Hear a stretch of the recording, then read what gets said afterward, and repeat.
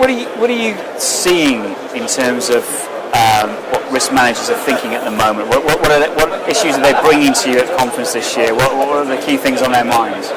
Yeah, obviously there's many things on their mind, but obviously the new hot topics are contingent BI, supply chain, and the value added and the details that companies are looking for information on the supply chain and trying to gather more and more details. And what we found out as a company, as an example, is a manufacturer, say, of airplanes. There's 4 or 5 major global manufacturers, but they all use the same suppliers. So if the supplier 1 goes down, in theory, you could have 4 insureds that have a contingent BI exposure. So we as companies are gathering a lot more data, a lot more research on the exact supply chain. So that's one area that we're concentrating on. The other one, believe it or not, we did a client survey, is fire has cropped back up into the top 10, which it hasn't been there in a long time. None. If you look around, Kimberly-Clark had the major fire last year in Mexico, and there's been some major fires in Europe as well. So all of a sudden, fire is back on the agenda, and how to mitigate those. So using risk engineering and all sorts of other sources to mitigate the exposures is what we're working. The other big talk of the town is cyber.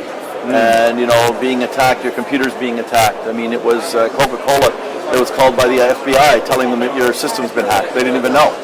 So I think that's the latest risk in insurance what we're looking at. I guess so. How are you as insurers looking to sort of try and cover that kind of risk, because it's huge, it's growing, and it's also very complex and difficult to get a handle of.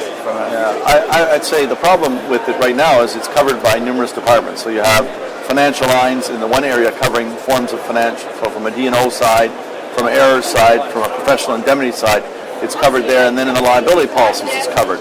So what we as a company are doing is trying to consolidate the coverages into one policy, and thereby it's like one-stop shopping. You don't have to try and buy bits and pieces from different lines of business. So that's what we're doing now. We should be ready within, I would say, 2 to 3 months having the product consolidated. So we're not ready to launch it yet, but a lot of work goes into it because you're dealing with different lines of business and different terms and conditions.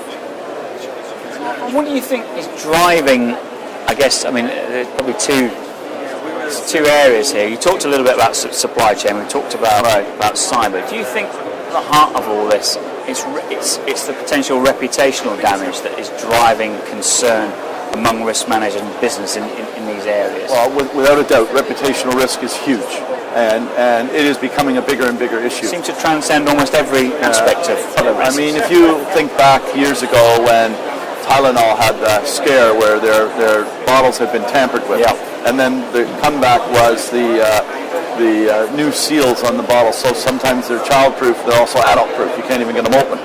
But I think that was an eye-opener for them reputational-wise. So today we have insurance products covering reputational risk. What we're offering to most clients is you buy the coverage where some event were to happen.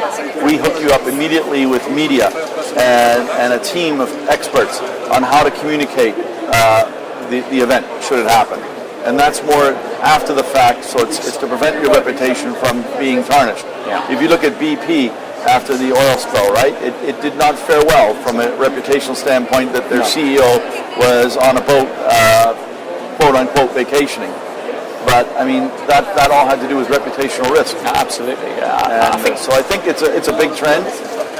And with emails and computers and iPhones, information today travels so quickly. It's amazing.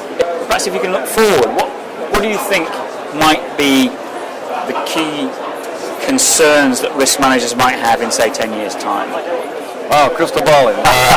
I think a lot of the things that we talked today about innovation and the lack of innovation in the industry. But when I look back, we have been innovative. We just don't do a good job communicating it. We've developed many products over the years and enhanced products, non-damage contingent BIs out there.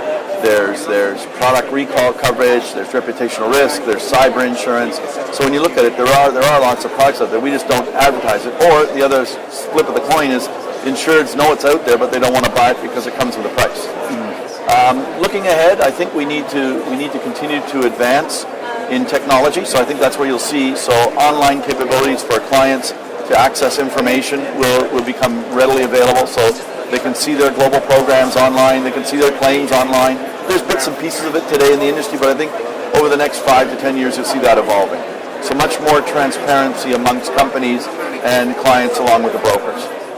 And otherwise, I think as technology improves, and you look at aviation now making all the planes out of carbon fibers, I think the risk changes. So we as an industry will have to adjust over the next 10 years to new technology and underwrite it in a different way.